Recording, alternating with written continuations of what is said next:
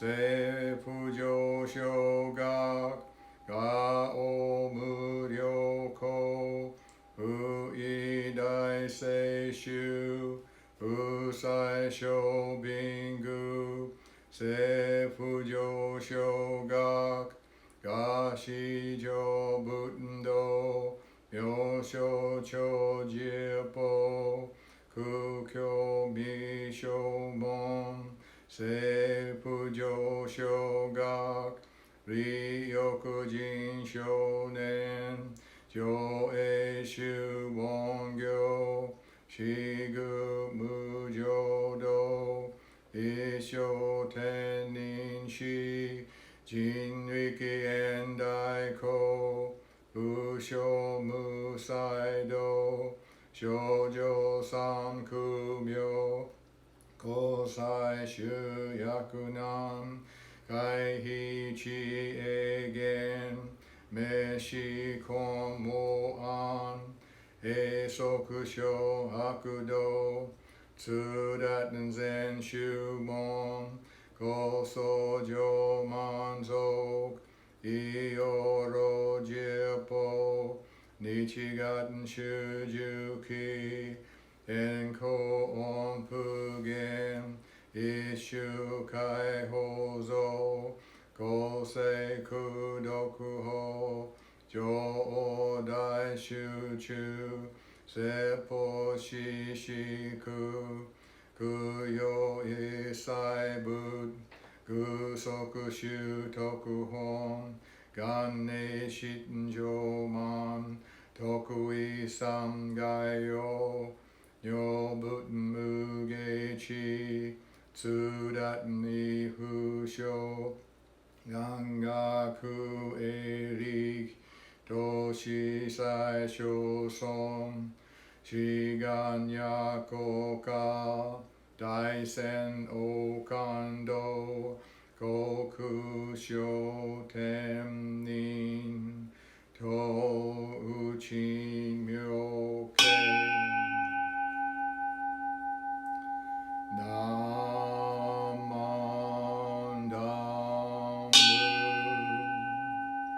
ナマンダムナマンダムナマンダムナマンダムがにしくどく平等性才道本菩提心往生安楽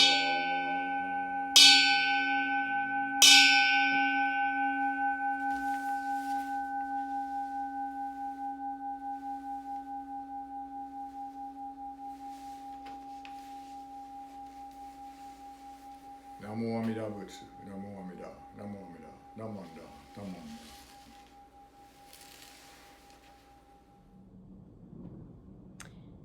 The Jodo Shinshu Creed.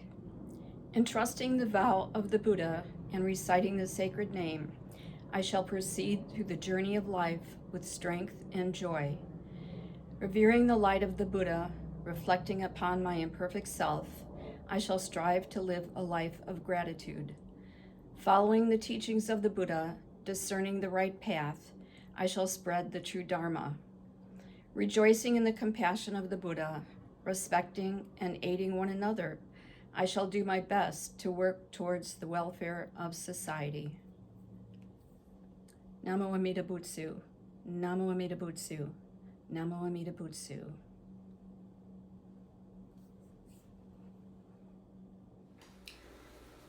Good morning, everyone. Welcome to our virtual service, and thank you for joining us today. Please join me in Gasho for a reading from the collected works of Shinran. Shakyamuni and Amida are our father and our mother. full of love and compassion for us, guiding us through various skillful means. They bring us to awaken the supreme Shinjin. Namo Amida Butsu, Namo Amida Butsu, Namo Amida Butsu.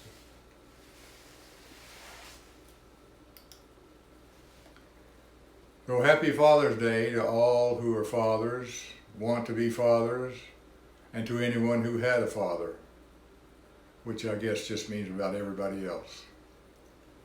For most of us here at White River, including myself, our fathers have passed away, and all we have left are our memories of them. If I may, I'd like to share my memory of my dad. He held strong moral values like no lying, no taking what does not belong to you, follow the rules, obey the law, respect your elders, show proper respect to women and girls, especially our mother. My dad was a stern man, and he believed in the old saying, spare the rod and spoil the child. But I can't remember a single time when I was punished for something I didn't do. But not all the punishment was handed down in the form of not sparing the rod, in other words, getting a whipping. Like the time my brother and I decided to stay after school and watch football practice instead of going home and gathering corn as we were told to do. It was in the fall when the corn had dried on the stalk and was ready to be harvested. It was necessary to gather and store the corn to carry our animals through the cold North Carolina winter. The corn was also needed to fatten our hogs, which we slaughtered to carry us through that long, cold North Carolina winter. But on that day, watching football practice seemed to be much more important than corn. Well, we finally came home. It was almost dark and probably too late to gather the corn. Dad didn't think so. He had us gather the entire cornfield by moonlight. We finished somewhere around midnight, if I remember. But hold on a second. I now remember we each got a good thrashing and then still had to gather the corn. But Dad understood the consequences of no corn, because no corn meant no pork, and that would severely limit our food for the winter. All actions do have consequences. We see this in the word karma. Karma is a Sanskrit word that means action and is usually defined as the volitional or willful action of the body, speech, and mind. It affects every aspect of our lives. These actions affect both the doers and those connected with them in a myriad of ways. The law of karma is one of the most important laws governing our lives. The law of karma refers to the law of cause and effect. That is, that every volitional act brings about a certain result. So an analogy from the physical world might illustrate this. If you plant corn, the stalk will only produce corn. If you want tomatoes, no matter how you coax or beg or pray, the stalk will not yield tomatoes. If you want tomatoes, you must plant tomato seeds. It is the same with the law of karma, which is the law of cause and effect on the physical and mental plane. Now, when the Buddha spoke of karma, he was specifically referring to this volition, this intention or motive behind the action. He said it is the motivation behind the action that determines the karmic fruit. When we understand that karma is based on volition, we can see the enormous responsibility we have to, because